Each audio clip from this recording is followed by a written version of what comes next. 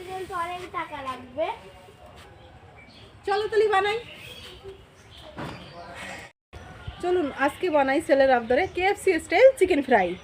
প্রথমে আমি এখানে নিয়ে নিয়েছি 1.5 কিলো চিকেনগুলো আমি এরকম পিস করে নিলাম। আপনারা চাইলে এর থেকে ছোট করেও রাখতে পারেন। আচ্ছা, এই চিকেনগুলো এবার আমি একটা ছুরির সাহায্যে এঁচে নেব। এরকম করে অল্প অল্প কেটে নিলে মশলাটাও ভিতর অবধি ভালো যাবে আর ভাজাটাও ভালো হবে। তো এইভাবে আমি সবগুলো পিস করে নেব। সবগুলো চিকেন পিস আমার কাট লাগানো হয়ে গেছে। এবার আমি একটা গামলার মধ্যে নিয়ে নিচ্ছি 2 চামচ টক দই। এটা আসলে বাটার মিল্কের মধ্যে 1 ঘন্টার মতো ভিজিয়ে রাখে, কিন্তু সবকিছু তো আর কিনে আনা সম্ভব না, তাই বাড়িতেই বানিয়ে নেব। বাটার মিল্ক 2 চামচ টক দই দিয়ে দিলাম, আর দিয়ে দিচ্ছি আধা কাপের মতো জল, দিয়ে দিচ্ছি আধা চা চামচ লবণ। এবারে টক দই জল ভালো করে হুইস্কের সাহায্যে মিশিয়ে নেব। আমি টোটালে কিন্তু 1 কাপ জল ব্যবহার করলাম, কারণ চিকেনগুলো এর মধ্যে ডুবিয়ে রাখতে হবে। এক এক করে চিকেন পিসগুলো হোমমেড বাটার মিল্কের মধ্যে দিয়ে দেব। এরপরে ঢাকনা দিয়ে ঢেকে 1 ঘন্টার জন্য এই চিকেনটা রেস্টে রেখে দিতে হবে। চলে যাব পরের স্টেপটা করে নেওয়ার জন্য। তার জন্য নিয়ে নিলাম একটা বড় সাইজের মিক্সিং বাউল। এর মধ্যে 2টো ডিম ভেঙে নেব। 1.5 কেজি চিকেনের জন্য 2টো ডিমই যথেষ্ট। এবার এই ডিমের মধ্যে দিয়ে দেবো আধা চা চামচ লবণ, আধা চা চামচ গোলমরিচ গুঁড়ো আর 2 চা চামচ ময়দা। ভালোভাবে মিশিয়ে মিশ্রণটি তৈরি করে নিতে হবে। কিছুক্ষণ ধরে মেশানোর পরে ডিমের গোলাটা ঠিক এরকম হবে। এটা হলো চিকেন ফ্রাই করার সময় যে 2টো কোটিং হয়, এটা হলো প্রথম কোটিং। এবারে করব দ্বিতীয় কোটিংটা। তার জন্য এখানে আমি নিয়ে নেব 300 গ্রাম ময়দা আর নেব 100 গ্রাম কর্নফ্লাওয়ার, মানে 3 ভাগের 1 ভাগ কর্নফ্লাওয়ার নিতে হবে। এটাই পারফেক্ট রেশিও। 1 চা চামচ আদা রসুন বাটা দিয়ে দিলাম 1 চা চামচ শিমলা মির্চ পাউডার, দিয়ে দিচ্ছি আধা চা চামচ লবণ, আর দিচ্ছি আধা চা চামচ গোলমরিচের পাউডার, আরও দিয়ে দিতে হবে 1 চা চামচ বেকিং পাউডার।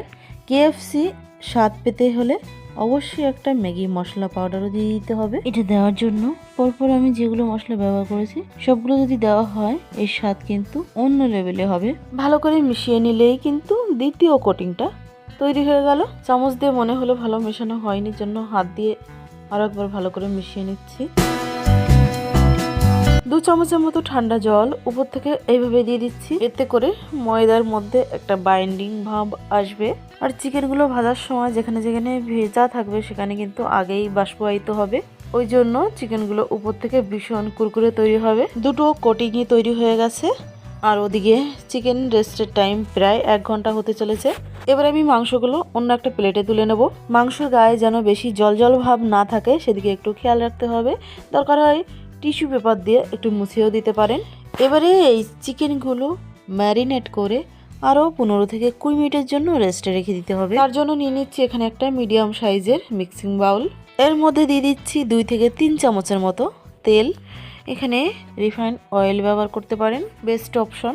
এছাড়া রান্নার যে কোনো অয়েলই ব্যবহার করা যাবে। এই তেলের মধ্যে দিয়ে দিচ্ছি 1.5 চা চামচ আদা রসুন বাটা, নিয়ে নিচ্ছি 1 চা চামচ লঙ্কা গুঁড়ো, দিয়ে দিচ্ছি 1 চা চামচ ভিনিগার, আর দিচ্ছি 1 চা চামচ গোলমরিচ পাউডার।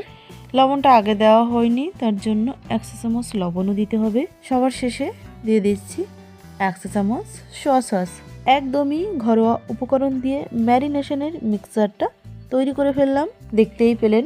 আর হ্যাঁ, এই চিকেনগুলো আমি প্রথম স্টেপ করার আগে ভালো করে ধুয়ে নিয়েছিলাম, তারপরেই কিন্তু কাজটা শুরু করেছি। এবার আমি চিকেনটা ম্যারিনেট করার জন্য একটু একটু করে মিশ্রণ সব মাংসের পিচের উপরে দিয়ে দিচ্ছি। তারপরে হাত দিয়ে সব জায়গায় ভালো করে লাগিয়ে দেবো। চিকেনটা খুব ভালো করে ম্যারিনেট করা হয়ে গেছে। আমি এবার রেস্টে রেখে দেবো 15 থেকে 20 মিনিটের জন্য। ম্যারিনেট করার পরে চিকেনটা কত সুন্দর দেখতে লাগছে। 15 মিনিট পার হয়ে গেছে। এবারে দেখাবো কোটিং কি করে করতে হবে। খুবই সোজা। এই যে আমি একটা চিকেন লেগ পিস নিয়ে নিলাম। প্রথমে ময়দার মিক্সারের মধ্যে এই পিসটা দিয়ে দিলাম, তারপরে উল্টে পাল্টে এই লেগ পিসের গায়ে ময়দার মিক্সারটা কোট করে নিলাম। হালকা হাতে ঝেড়ে দিয়ে দেব ডিমের ব্যাটারের মধ্যে। ডিমের ব্যাটারের মধ্যে দিয়ে 1-2 বার এইভাবে উল্টে পাল্টে আবারও দিয়ে দেবো ময়দার মিক্সারের মধ্যে। মানে ময়দার মিক্সারের মধ্যে কিন্তু 2 বার কোট করে নিচ্ছি। প্রথমে ময়দার মিক্সারে কোট করে, দ্বিতীয়বার ডিমের ব্যাটারের মধ্যে কোট করে, দ্বিতীয়বার ময়দার মিক্সারে আবার কোট করে তুলে নিতে হবে। তবে তুলে নেওয়ার আগে হাত দিয়ে এইভাবে একটু হালকা চেপে তারপরেই চিকেন পিসটা তুলে নিতে হবে। আর তোলার আগে অবশ্যই হালকা একটু ঝেড়ে নিতে হবে। ফাইনালি চিকেন পিস ফ্রাই করার জন্য পারফেক্টলি রেডি। এদিকে আমি আগে থেকেই কড়াইতে তেল গরম করতে বসিয়েছিলাম হাই ফ্লেমে। তেলটা ভালো গরম হয়ে গেলে তবেই কিন্তু চিকেন পিসগুলো তেলের মধ্যে ছাড়তে হবে। কড়াইতে তেলের পরিমাণটা আমার একটু কমই দেওয়া হয়েছে, সেই কারণে আমি এরকম ঝাঁঝরিয়া হাতার সাহায্যে তেলটা চিকেন লেগ পিসের উপর দিয়ে দেব।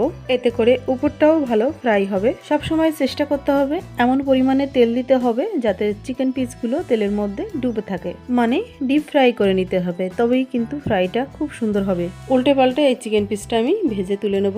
একই রকম ভাবে আমি সব কটা চিকেন পিস ফ্রাই করে নেব। আর এই চিকেন পিসগুলো কিন্তু যখন 80% কুক হবে তখনই কিন্তু তেলের মধ্যে থেকে তুলে নিতে হবে, কারণ আমরা দ্বিতীয়বার আরো একবার ফ্রাই করব।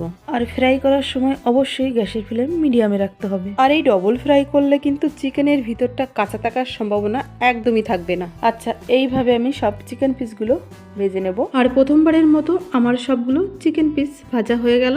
আর এই চিকেন ফ্রাইটা দেখতে কিন্তু একদমই কেএফসির মতো লাগছে। আর যখন দ্বিতীয়বারের জন্য ফ্রাই করা হবে এর থেকে আরো সুন্দর কালার কিন্তু চিকেন ফ্রাইয়ের মধ্যে চলে আসবে। সবার প্রথমে যে চিকেন পিসগুলো ভেজে নিয়েছিলাম প্রথমে সেগুলোই তেলের মধ্যে দেব। আর তেলটা একদম হাই হিট করে নিতে হবে। তারপরে পরপর 1 থেকে 2 পিস তেলের মধ্যে ছেড়ে দিয়ে ভেজে তুলে নিতে হবে। আর এই চিকেন ফ্রাইটা একদমই পারফেক্টলি হয়ে গেছে, এইটা বোঝার উপায় কি সেটাও বলছি। তেলের মধ্যে এই যে বুদবুদ গুলো দেখা যাচ্ছে এর গতিটা কিন্তু অনেকটা ধীর হয়ে গেছে। আর এই বুদবুদ গুলো ফুটছে একদমই নাকি বরাবর, এর মানে চিকেন গুলো আমাদের 100% ভাজা হয়ে গেছে, এতে কোনো সন্দেহ নেই। তো এইভাবে বাকিগুলো ভেজে নেব। আর চিকেন ফ্রাইয়ের টেক্সচারটা দেখেন। আমার এই চিকেন ফ্রাই আর কেএফসি স্টাইল চিকেন ফ্রাইয়ের মধ্যে কি কোনো তফাৎ আছে? এবারে এই চিকেন ফ্রাইগুলো আওয়াজ শুনে বুঝতে পারবেন আশা করি যে এটা কতটা মচমচে হয়েছে।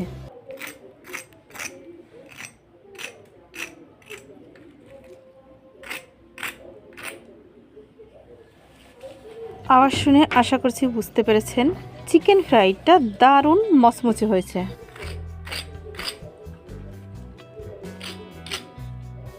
এবারে আপনাদের ভেঙে দেখাবো যে এর ভিতরটা দেখেন কতটা ভালো সিদ্ধ হয়েছে, দারুণ সিদ্ধ হয়েছে। চিকেন ফ্রাইটা মায়োনিজ সস অথবা টমেটো সস দিয়ে পরিবেশন করতে পারেন। অসাধারণ অসাধারণ অসাধারণ লাগবে। যারা নতুন বন্ধু দেখছেন অবশ্যই চ্যানেলটিকে সাবস্ক্রাইব করে রাখবেন।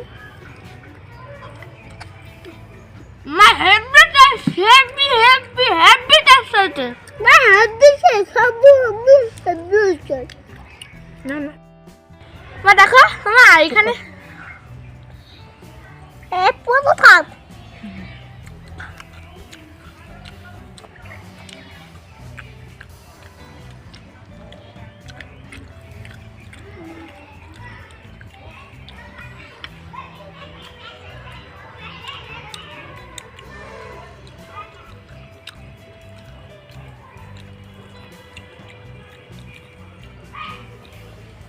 না হেভি রেস হয়েছে, হেভি। তো বন্ধুরা, আশা করি ভিডিওটি সকলের কাছে খুব ভালো লেগেছে। ফিরে আসছি আরো এক নতুন রেসিপি ভিডিওর মাধ্যমে। ততক্ষণে সবাই খুব ভালো থাকবেন, সুস্থ থাকবেন।